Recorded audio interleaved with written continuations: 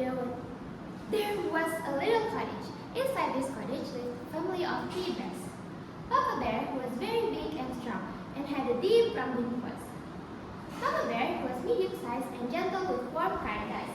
And Baby Bear was the smallest, curious, and always full of questions. One bright morning, they were preparing a breakfast. Papa Bear stirred a big pot of porridge, his strong arms moving the wooden spoon slowly. Mama Bear added a sprinkle of cinnamon and a dash of honey. Baby Bear bounced excitedly on his little stool. I can't wait to eat, he said, his eyes sparkling. But when they each tried their porridge, they quickly realized that it was far too hot to eat. Oh no, said Mama Bear, gently blowing on her spoon.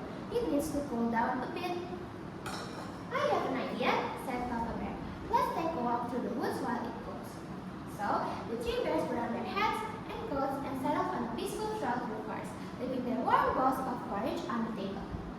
Now, not far from the bear's cottage, lived a little girl named Goldilocks. She had curly golden hair that shimmered in the sun. That morning, while exploring the forest and picking up wildflowers, she wandered further than usual and soon spotted something unusual through the trees.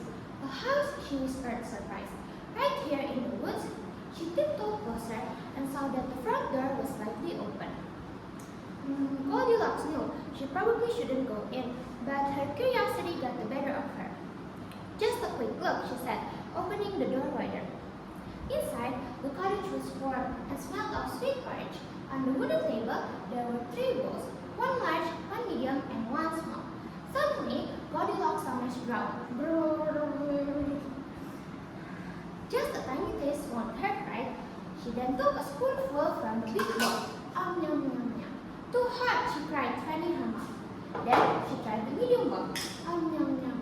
Too cold, she said, wrinkling her mouth. Finally, she tried the smallest bowl. Just right, she said, smiling. And before she knew it, she had eaten every last bite. With her belly full, she looked around and saw 3 chairs by the fireplace. 1 large, 1 medium, and 1 small. She climbed onto the big chair. Too hard, she grunted, sliding back down. Then she tried the second chair. This one is better, but still not comfortable. Too soft, she said.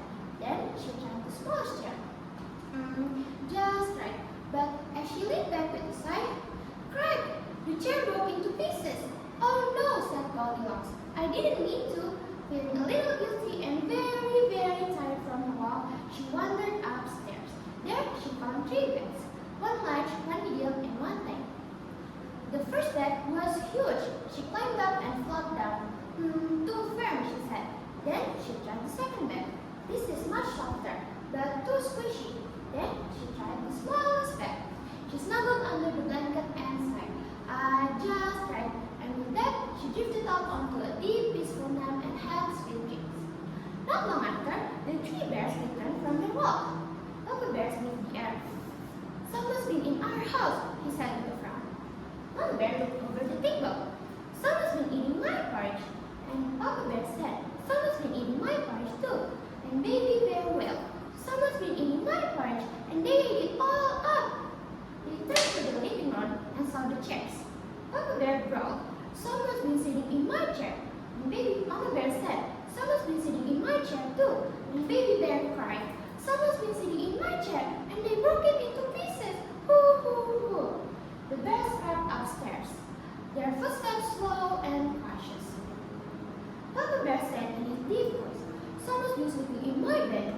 Mama Bear said, someone's been sleeping in my bed too. And Baby Bear squealed, someone's been sleeping in my bed, and she is still there. Goldilocks woke with a start and sat up. 3 bears were staring at her, eyes wide with shock and confusion. She screamed, leaping from the bed. She ran past the surprised bear, down the stairs, out the doors, and through the forest as fast as her legs could carry her. She did not stop until she reached home. As for the bears, they fixed Baby Bear's chairs, made some fresh porridge, and had a good laugh about the curious little girl named Goldilocks. So, the moral of the story is, we should respect each other people's belongings and personal space. Being curious is natural, but entering someone else's home without permission or using and breaking their things is not respectful or kind. Every action has consequences,